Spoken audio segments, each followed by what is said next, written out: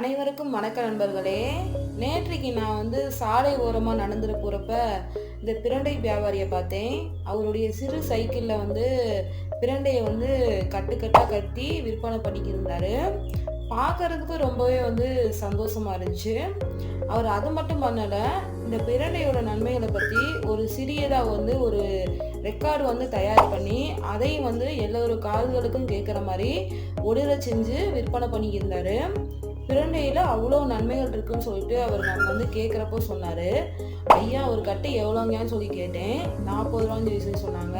நீங்களும் இந்த மாதிரி பிரண்டையை பார்த்தீங்கன்னா மிஸ் பண்ணாமல் வாங்கிட்டு வீட்டில் துவையலோ சட்னியோ செஞ்சு சாப்பிடுங்க. இந்த பிரண்டையோட நன்மைகள் இன்னும் உங்களுக்கு தெளிவாக தெரியும்னா நம்மளுடைய சேனலில் ஒரு ப்ரீஃபான வீடியோ போட்டிருக்கோம்.